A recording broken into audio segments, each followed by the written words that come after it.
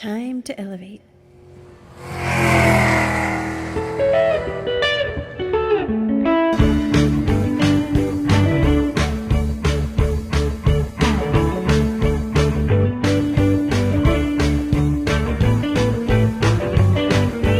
running on empty with Matt and Tony. Hey, everybody. Welcome to Running on Empty. I am Matt. And I'm Tony. And we are running on empty. And we have got an awesome I know we say this every week, but we have got a really awesome show for you this week.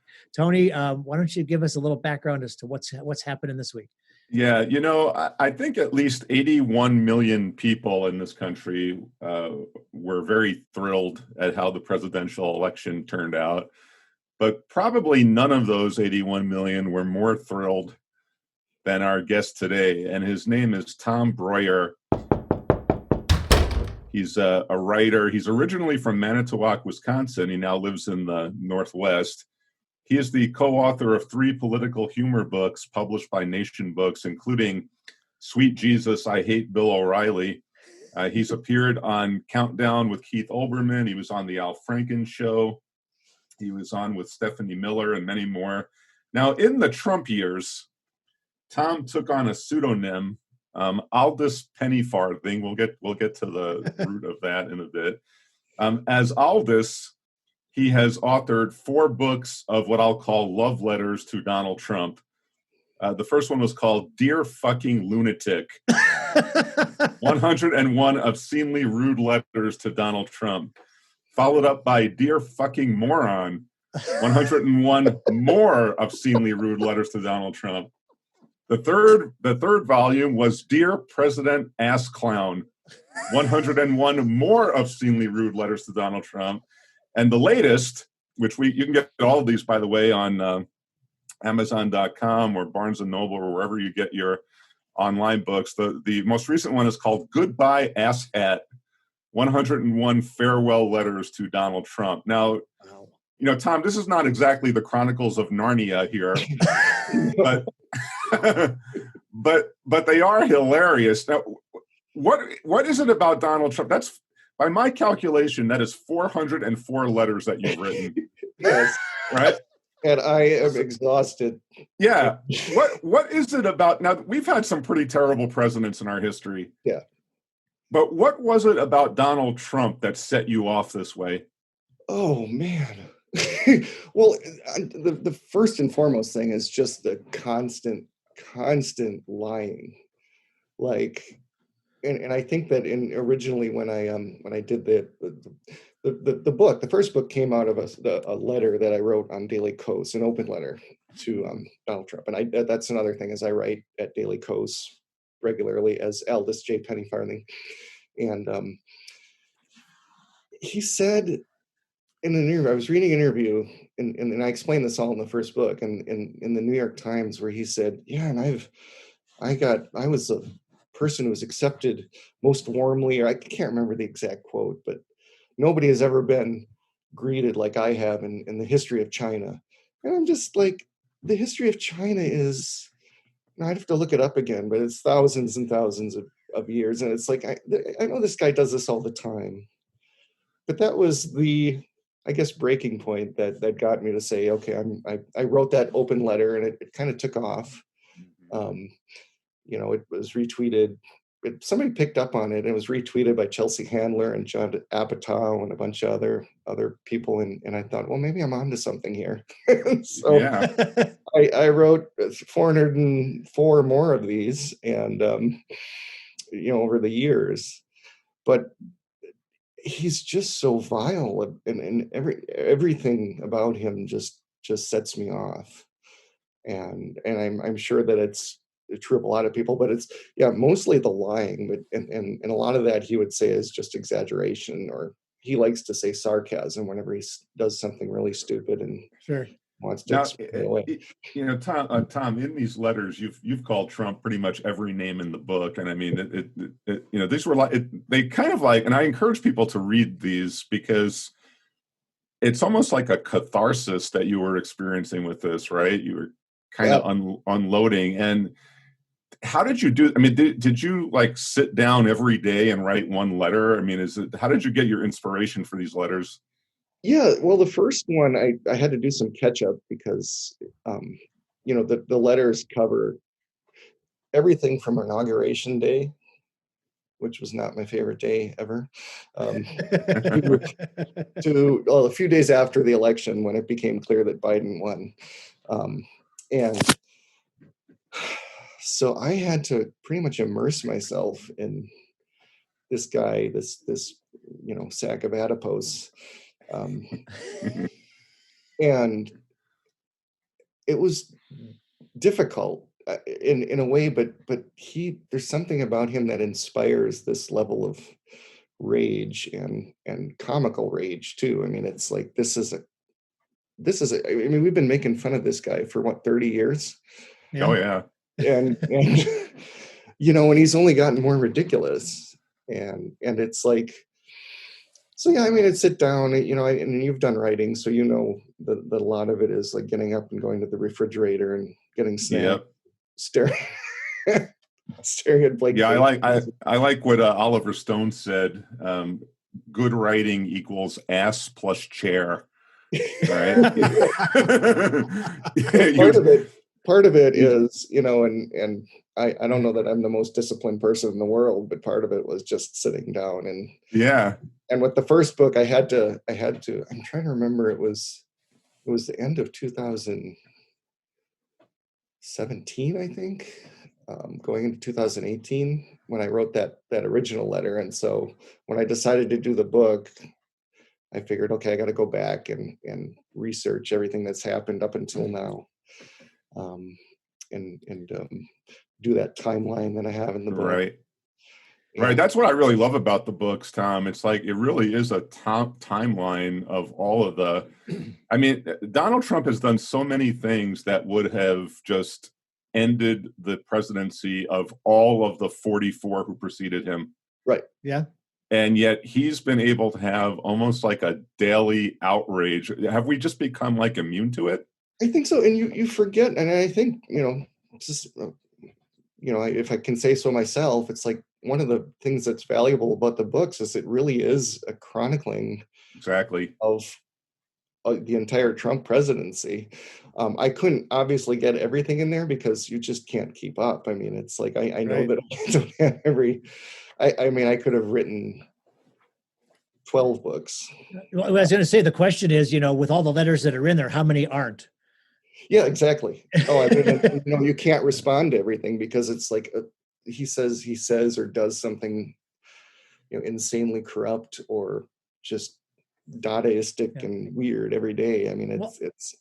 I think the reason he's gotten away with the stuff he has is that he's really good at finding ways to like learn the rules and completely skirt them. So if it's not explicitly written down or stated, he will find a way around it. And that's why this thing with the electors was kind of a freaky situation. Like, what can you do? Because it's more like on a trust and honor system than it is actually something written down that says you have to do this, that, and the other thing. So I guess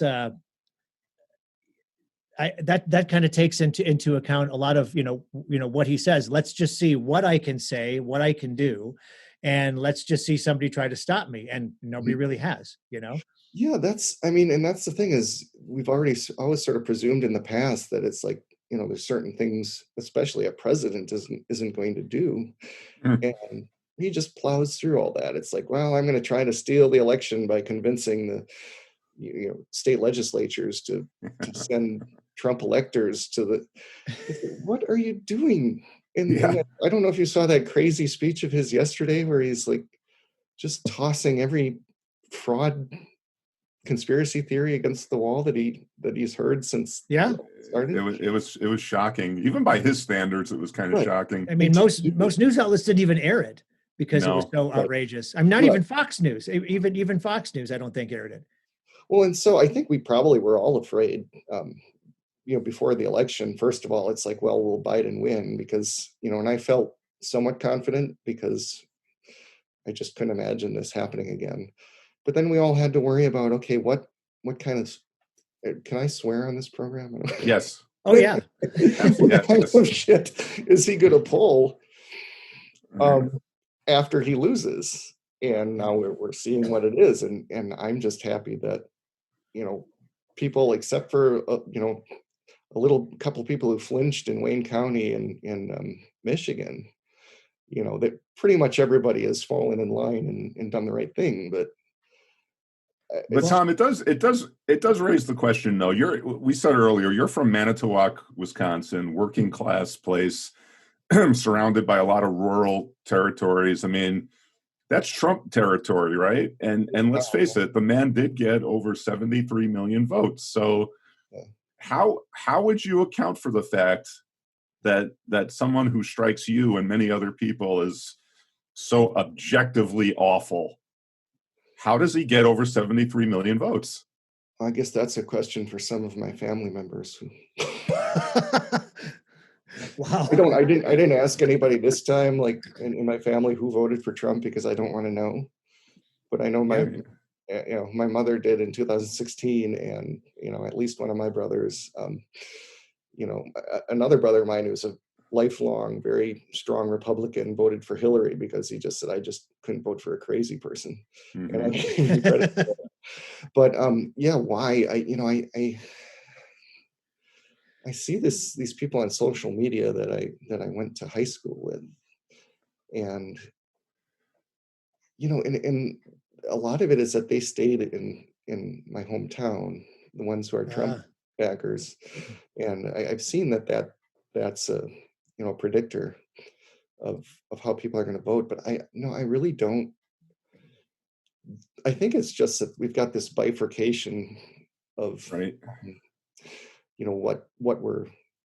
What we're paying attention to. Liberals are paying more attention to mainstream media or liberal media, and right wingers these days are just, I don't know where they are and what they're reading and what they're looking at, but they're convinced it's true.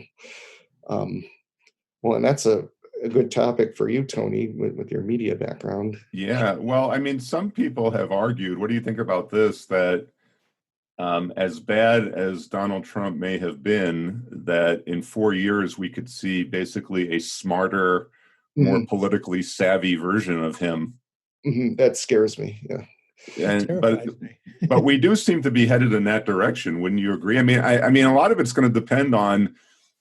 I mean, I've been more frustrated with the Democrats in my life than I have been with the Republicans, because with the Republicans, I'm not shocked by what they do, right? But with the Democrats, it's like every time they get into power, it's always like, okay, we're going to create this great progressive change, but then you get Wall Street and you get some military excursion or some kind of, nonsense. I mean, how much do you think what Biden does in the next 4 years is going to be like extremely critical this time? Well, so much is going to depend on these runoff elections in Georgia, right? And I don't know how. I'm somewhat optimistic that the Democrats can pull that off, especially now that a lot of Trump's backers are saying that they should boycott the election, which is a fantastic idea. I just saw that article today. They did. They absolutely did. I mean, don't let Brian Kemp do this to you. Don't. I mean, these machines, they're obviously rigged. Why would you go and vote? I mean, let's get that message out. But I mean, with what they did, and it was kind of shocking with what McConnell and the whole Paul Ryan, everybody did to Obama, and just basically saying your agenda is dead on arrival on day one. I mean, they weren't going to give him anything, and this was during a severe recession, and they didn't want to. I mean, they had to, from what I recall anyway, they had to really scratch and claw to get that stimulus bill right. And then they didn't get a whole lot of help on healthcare either. So if they can, and I don't know how you feel about this, but if they can get the Senate and get that 50-50 Senate with the Kamala Harris tiebreaker, then at least they could nuke the filibuster then. I assume that's what they'll want to do. Well, see, I don't think that 50 senators is enough for the Democrats because, all politics is local. Mm-hmm. And invariably, someone turns out to be kind of like a Joe Lieberman character. We got Manchin in West Virginia. Exactly. Right. So if Manchin is considered one of the Democrats, then, the two in Georgia would help. But I really don't think that that's going to be enough. Yeah. Oh, I mean, even if they get those 2 Senate seats, there's going to be, Biden's going to have to do a lot of compromising. But I liked a lot of what he was saying during the campaign about, he didn't sign on to the Green New Deal per se, but he wants to go in that direction. He wants to expand on Obamacare. Mm-hmm. I think we all know that that a universal health care, single payer, or something like that would be better. Yeah. Right. But I don't think there's, we don't have the political capital for that. I got a question. Do you think, you said before that there were 73 million people that voted for Trump. Do you think that the divide is going to settle down? For example, in 2016, you woke up the next morning and you're like, all right, we'll deal with 4 years of this guy. And then now, these people are waking up and they're still getting fed all this, misinformation about, the fraud and the being rigged and everything. But there's got to be some of them waking up going, okay, well, we'll just suck it up and not be the divide that it's been, because Trump worked really hard at putting that divide there. And I'm hoping that there's some way we can get rid of it. Well, and what's really disgraceful is he's salting the earth on his way out. He's like, trying to convince everybody that Joe Biden is an illegitimate president. And right. And the thing about how Steve Mnuchin clawed back those COVID funds so that it would be harder to address the crisis. And who knows what, and when was the HEROES Act passed? In May? Yeah. And they haven't done anything. They've just sat on their hands with that. And so, I mean, McConnell, just knowing Mitch McConnell, I think he's going to try to hobble the Biden presidency as much. And, as we all knew, they suddenly rediscovered deficits and, how horrible deficits are now. Yeah. Like, oh now my is God, the time for that, right? Look at this deficit that Joe Biden has presided over. Oh, it's all Donald Trump's deficit, but it's Biden's now. So, I mean, they'll, and since 73 million people only listen to Fox News and now OANN, well, now they're going away from Fox News because they're not crazy enough. Right. And so they just pile into these, and they're going to different social media platforms. They're going to Parler now, so they're never going to see the truth. So I don't know what to do. It's going to take a lot of magic on the part of Joe Biden to try to unite this country, because I know that's what he wants to do and that's what he preaches. But I'm hoping he can do it. What's your thought on all these potential pardons coming up and pre-pardons? A preemptive pardon. Like we're gonna blanket you just in case you do something wrong in the future. Right. That might be a whole nother book. I mean, a book of pay for play pardons. Maybe was that payola? Yeah. But well, if you accept a pardon, that means you're a criminal, right? I always thought the crime you had to be convicted of something first before you could be pardoned for it. Exactly. This isn't like Minority Report, right? Right. How did it work for Nixon when Ford pardoned him? It's just anything that he had done as president. It was sort of like that, a blanket pardon, wasn't it? I think it was. Yeah. Yeah. That has been suggested to Biden to do that to Trump as well. No. And I'm going, Biden may say something nice in public, but behind the scenes, I think he's going, I don't think so. No. Well, I mean, my biggest worry now is that this is just going to be a 4-year reprieve, and that, Trump is going to come back. So, I mean, do you honestly think the Republican Party will nominate him again in 2024? Sure. Oh, yeah. He's just a force. I mean, they're all afraid of him. They're all shitting their pants. I mean, I don't get it. The blind loyalty just fascinates me. And I mean, folks like McConnell and Lindsey Graham, because the moment he gets a chance to throw somebody under the bus, he will. Oh, absolutely. It doesn't matter if you're Republican or Democrat. You will throw you under the bus if it does not meet his needs. Now, I mean, Bill Barr has been the biggest bootlicking toady you can ever imagine. Right. And now Trump hates him because he didn't back up his fraud fantasies. It's like, loyalty only goes one way with this guy. I mean, you're I don't know what these people are thinking who get in bed with him. It's like, you're gonna get thrown under the bus eventually. Tom, go ahead. The question, I think it was Lou Dobbs. Didn't he say something about Barr, saying that you're lying or you're whatever? Where does he come up saying that? I mean, there's obviously, and I've tried to look for it. I've even talked to other Republicans who are going, yeah, we can't find anything here. I talked to somebody about the whole Dominion thing. Nothing to be found here. So why? I don't know why. Yeah, if Bill Barr isn't backing you on your, then there's obviously nothing there. I mean, Bill Barr took the Mueller report, and just, he spun it like you wouldn't believe when that thing first came out, and just, we're just gonna release these redacted excerpts of it and try to do our best to make Donald Trump look innocent. And he basically saved his presidency. Yeah. And now he's oh no, but he crossed him once. So yeah. Tom, one last thing on the pardon issue. Apparently, one person who's been negotiating some kind of pardon maybe is Rudy Giuliani. Yeah. Now there was I'll just speak for me. There was a 72-hour period in September of 2001 where I really admired Rudy Giuliani. I think a lot of Americans did, right? Mm-hmm. It has been all downhill since then. Yeah. How did this man become such a freaking dickhead, or whatever term you want to use? What happened? As an Italian American, I have to say, I am embarrassed, especially. Yeah. What the hell happened to Rudy Giuliani? I think his latent dickhead was always in there.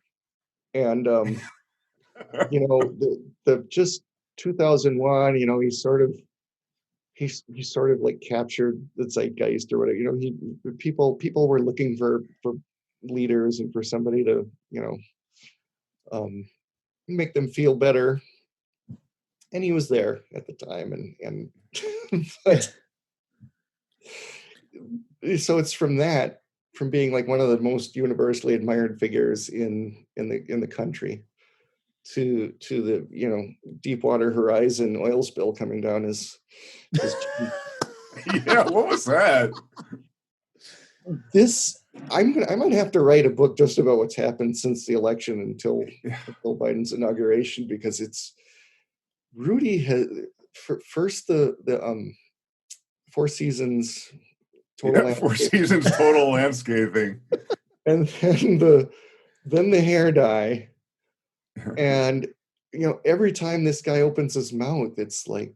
Then he's standing next to a lawyer who's blaming the election results on Hugo Chavez. Yes, who's been dead for 7 years. And there's a new one just yesterday that's gone viral. Is this woman was had signed an affidavit and was a witness in this. That was insane. In quote unquote hearing, and she's clearly drunk. I love how crazy. That's almost. It's almost like watching his press secretary do something. What? It was almost like watching his press secretary do something. She didn't make any sense. And he's trying to shush her. I'm watching him. He's tapping her on the shoulder, okay, you can stop now. You can stop. Yes. She's not she's not helping anything. But it's crazy. Rudy Giuliani is the one who's trying to oh no, hey, you look crazy, woman. I mean, it's if Rudy's trying to talk you down, I mean, you've got troubles. But wow. So it's just been this cavalcade of insanity. I mean, it has been for the past 4 years, but it's even kind of ramped up since. It's gotten worse. I mean, I've been writing these books for, like I said, since late or early 2018. And I really think have a good idea between now and the transition, that would be a like you said before, you could focus on that and have Sure, a great just book. like a real quickie book maybe, but I haven't been keeping all my notes as I had been. But yeah, that I think it's really gotten from the beginning of his presidency, and he was crazy all along since he started running. But I think it's just gotten worse and worse, and he's gotten more and more paranoid and just saying crazier and crazier things. And the whole thing with the 73 million people, I'm still just gobsmacked that, I mean, you didn't see him suggest that maybe we could inject bleach, and that didn't turn you off. You didn't, that first debate where he just was an uber asshole the entire time, that didn't turn you off. I mean, kids in cages, Charlottesville. I mean, I'm a little bit, we laugh about this, but I'm a little bit frightened that this worked. I mean, like you had said earlier that so many things daily, almost, you see something that would have just sunk any other candidate, any other president. Well, how much of this can you blame maybe on Barack Obama? I mean, Barack Obama had 8 years, and they end up passing a health care bill that, which was better than nothing, but it's basically an insurance industry health care bill. Yeah. Right. He didn't get us out of Afghanistan. He didn't get us out of Iraq. Okay, he had this obstructionist Congress, but not for his entire 8 years. No, right? But for 6 years he did, right? Right. Yeah. And I wish he would have gently, as much as I admire Ruth Bader Ginsburg, and I think it's great that she stayed on as long as she did. It would have been nice for Obama to kind of gently nudge her in 2010 or 11 and say, we can't guarantee there's going to be a Democratic president in 2016. So now, speaking of the court, when all is said and done, once we get past all the craziness and all the nonsense, do you think that Supreme Court will be Donald Trump's legacy? He has remade that court. Yeah. Yeah. And, I actually was I've always, up until now, been against court packing, but then, the way they just shoved Amy Coney Barrett down our throats, and after the stuff with Merrick Garland, I would be more on board with, okay, let's add a few justices. But the thing is, Tom, not one Republican who participated in that paid any political price for it. I know. Right? Lindsey Graham got reelected. I know. Susan Collins voted against Barrett, but she had pushed the Kavanaugh thing through, right? Yeah, I was very disappointed in the Collins result. Yeah. Yeah, and all of the Republicans who, that charade in Obama's last year to keep Merrick Garland out, none of them paid a price for that. Yeah. Well, and going back to the Obama question, he only had a Democratic majority for 2 years, and it was, with the filibuster, he still, they still had to finagle a lot to get healthcare passed, and healthcare was huge. And if nothing else, it pushed the Overton window to where now everybody accepts that pre-existing conditions need to be covered, and some of the other. Well, they accept it, but they're in the Supreme Court to try to remove it, right? Yeah, they are. And Donald Trump's supposed healthcare plan, and I think it's coming in 2 weeks. I don't know if you guys heard that, but he's been saying that for 4 years. And even he says, okay, we got to keep pre-existing conditions, but he has no plan for how to actually do it. He's just like, oh, I like this piece of it. I mean, this is the way he thinks. It's like, oh, this is popular. Let's just do that. I'll let everybody else figure out actually how to make it happen. But I, in defense of Obama, that was unbelievable obstruction for, and even before Merrick Garland, it's like that, Trump brags about all the judges that he's been able to appoint. Well, that's because Mitch McConnell wasn't allowing any judges to get through under Obama. Right. So I don't know. I mean, but don't you think that Obama blew it by not, for example, trying to prosecute any of the Wall Street criminals? I mean, the best possible light I can put on the 70 plus million people who vote for Donald Trump is that I think many of those people say, you know what, the Democrats are pretty much the embodiment of the establishment, and that if you're going to break up that establishment, you do need a crazy man to do it.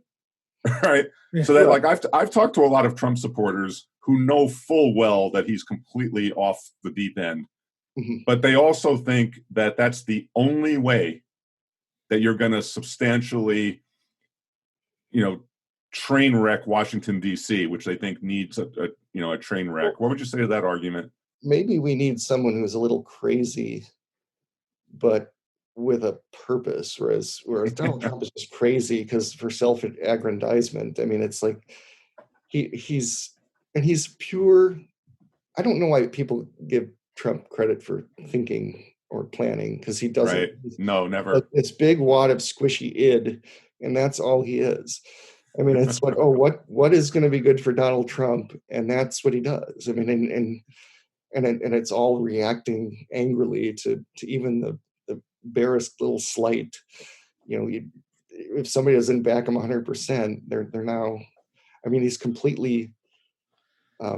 It's just this binary view of the world. It's like they're either 100% for me or 100% against me, and it's just insane to watch. Do you think he will ultimately concede the election and attend the inauguration? No, never. And he will never admit that he lost. No. He won't attend the inauguration. Oh God, no. I highly doubt it.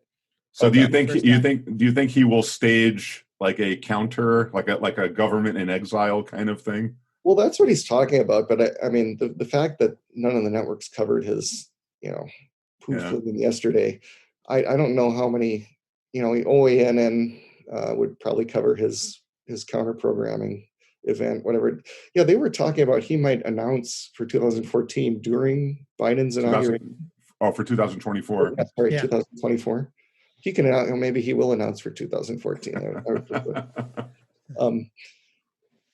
For 2024 during I mean, how indecent. I mean, but it's off the charts, undignified and indecent, but everybody is like, yeah, that's exactly what he'll do because it's Donald Trump. There's no bottom to his. We're getting close to the end here. But one question I do have, because I always try to end on a positive note. Is there anything positive that you could say about whether a Trump himself, his policies, his administration, anything positive that you could say at all about Donald Trump? Yeah. I have one thing, but I'll let you go first. He converts oxygen to carbon dioxide for the plants. Actually, I think I didn't look real deeply into his prison reform, but it looked like that was. I didn't want to give him any credit for anything, but and that's just because I don't know. He was probably. He probably liked Kim Kardashian or the dress she was wearing or something, because he doesn't do anything for the good of anyone. I mean, like I said, but I mean, that. What did you think about that? I've got one that the prison reform, I think, is something that didn't get the attention it actually needed to, and I think Kim Kardashian actually did some good things with that. Yeah, but. I saw an article the other day that says he has raised, since the election has been over, $170 million in whatever he's raising it for. And the one thing I have to give this guy is that he has a talent that I do not have. He is exceptionally skilled at parting fools from their money. Yeah. $170 million could do a lot of good right now for a lot of people, and it's just going to get wasted. Yeah, and I can't believe they can't see that. One thing that I've always said about Donald Trump is, I mean, he's stupid. He's clearly the dumbest president we've ever had by leaps and bounds. He's dishonest. All the things we've all said about him, but his superpower is that he has zero shame. Yeah. That's how he'll lie and lie without it. And so it sounds like he's just telling it like it is, because he doesn't care about the truth. It's just not he's not interested in it. It's of no consequence to him. It's the world that he builds in his head that matters to him. Yeah. And so, and he just doesn't care about what anybody thinks. I mean, he doesn't care about what's decent, what's moral, what's true. And like I said, just absolutely no shame. And you can go a long way, obviously, without any sense of shame. Yeah, that's his brand. For a lot of people, but most of us can't relate to that. But it's clear that that's part of his personality. Yeah, and I guess if his personality, go ahead. Oh yeah, his personality is definitely toxic, and the people that support him, I don't understand how somebody could ignore that. And I wouldn't necessarily be as upset about it as I am, but I mean, this has real world and like global implications for being that way. I remember when it finally came out that Biden won, and these other world leaders, I could just see Angela Merkel going, okay, I want a beer now. Yeah, I wanted to give her a hug and say, oh, Angela, it's over. Yeah. Oh man. So the other world leaders, I think, have to be pretty relieved. Maybe not like Putin and Kim Jong-un and stuff like that, but no. I think the non-dictators, I think, are pretty happy right now. So yeah. I mean, and just the whole thing with Kim Jong-un playing him like an idiot for just what he did. I mean, it's like, and Trump is eating it up like he's actually accomplishing something, and it was just insane. Yeah. I mean, can you imagine if Obama had said, I met Kim Jong-un and we wrote letters to each other and we fell in love? Right. I mean, the Republicans would have impeached Obama just on that. Yeah. Right. Well, the worst one was, and I had to laugh, but like the day after he went and met with Kim Jong-un and said, we don't have to worry now. It's like he sent out that tweet saying that everything's fixed. Okay. And I think he really believed it. It's like, how fucking stupid are you? You think you meet with Kim Jong-un one time, our problem with Korea, it's done. Let's they're going to be a liberal democracy by this time next year. So Tom, I guess in closing, we should ask you, what are you going to write about now that he's out? That's a good question. What are in your plans? I'm going to do something. I just don't know yet. And right now it's just resting and decompressing. But I still have to watch all the Trump. And I'm still writing on Daily Kos regularly, so you guys check that out sometime. Well, one thing I would like to see you write about, and I think this needs a lot more attention, is the split in the Democratic Party, which I think is widening between the so-called moderates and the Bernie Sanders wing. Mm-hmm. The Bernie people are already not thrilled with some of Biden's cabinet picks. Okay.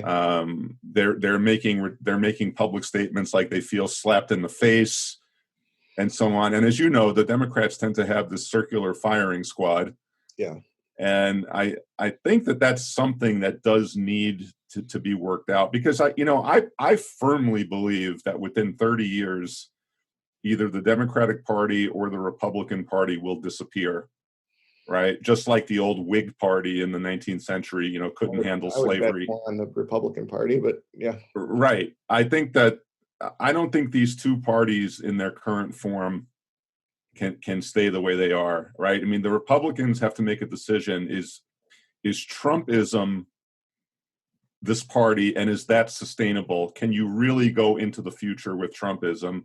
And I think the Democrats, like I said, this split between the Bernie contingent and the so-called moderates, that's just getting wider and wider. And so something's going to explode with one or both of these parties. Though I think in this election, though, I think Bernie was conspicuously absent compared to what we had in 2016. And I really did feel like everybody sort of got together. And, they did for this one election, yeah. We have to, I mean, it's like, okay, but now that we've removed the cancer, the huge tumor, I mean, where are we going from here? I mean, what's the best way to convalesce, I guess. And I'm I'm more liberal probably than most Democrats, but I don't think I'm quite as far out in maybe Bernie or AOC. But I don't know that that's true either, because I'm definitely 100% behind a single payer or universal health care. I think it's a matter of, I like the world that Bernie talks about. How easy is it to get there, given the way the country is right now? But And see, this is where I think question, this is where I think the Republicans have an advantage over the Democrats. because they get locked up. Yeah, the Republicans will just push for certain policies. I mean, Tom, you were in Wisconsin in 2010, 2011. Yeah. Right. The idea of taking away bargaining rights from state workers, that did not have mass level support in the state. And yet Walker and the Republicans went and did it.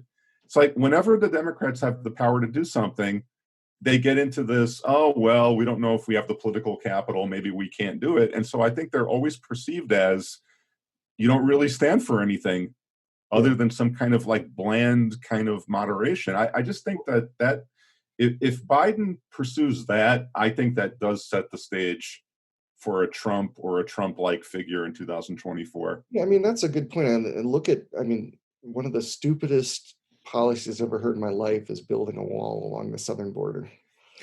It's fucking ridiculous.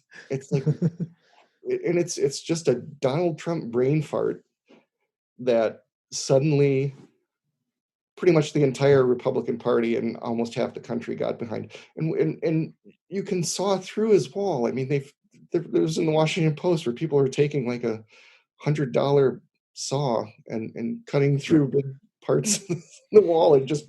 But we're all supposed to take this seriously, and I mean that shows you how Republicans can get behind even the most ridiculous, initiatives, and just make it seem marginally sane, at least for their base. And you're right. I don't know that Democrats have that skill, and I don't know if it's just because we're all too reluctant to, it's like herding cats. We're all too reluctant. I just think that if FDR had the mindset of the modern moderate Democrats, we would not have Social Security. Yeah. Or any of the other things that have become known as the so-called entitlements or whatnot, right? But I mean, everybody has in the primary, and Biden was not my first primary pick. I'm sure probably wasn't yours either. Nope. But I got behind him strongly, and a lot of that is like anti-Trumpism. But he might not be Elizabeth Warren. But I feel like he's flexible and forward thinking. Maybe I'll be disabused of this as things go on, but I feel like he was saying enough of the right things to make me not just want to vote against Trump, but want to vote for Biden. Yeah. Mm-hmm. And plus he's just a decent person, compassionate person. So I think he's going to want to do, I don't know. I think he's maybe a good bridge to the future. Maybe. He's got one foot in the past, and he remembers when Republicans and people in Congress in general actually compromised and worked on difficult issues and got things done. Yeah, I think he is the first Democratic president since Lyndon Johnson who really does understand how the Congress works. Yeah. I mean, I think for Clinton and for Barack Obama, that was really a learning curve. Whereas I'm convinced that Trump doesn't understand how a bill becomes a law. But no. Send him some Schoolhouse Rock videos. Anyway, he knows nothing about nothing. And, nope. Yeah. Nope. Well, Tom, thank you so much for doing this today. This has been great. You. We'll put a link to your lunatic series, your letter series. Yeah. And like I said, people can get them on Amazon or other sources. Most of the books are on Amazon. The first book you can also get at Barnes & Noble and a few other places. Okay. Awesome. but the last 3 are exclusive to Amazon, and they are very affordable. Yeah.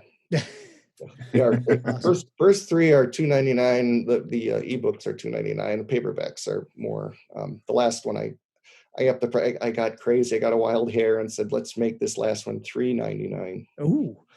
A little more money in my pocket.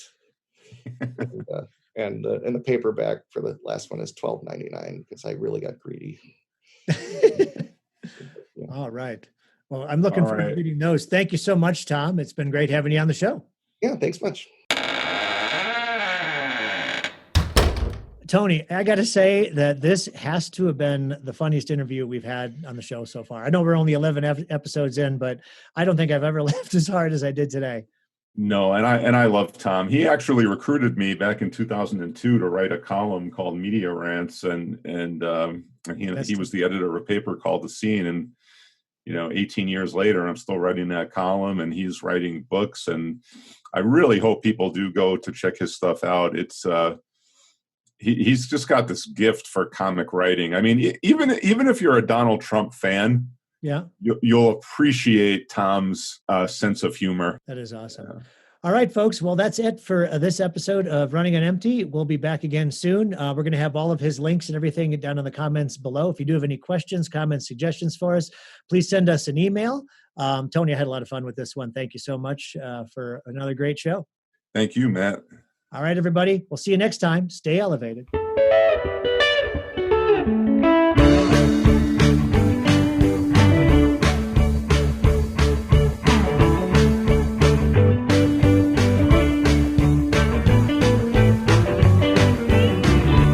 You're running on empty with Matt and Tony.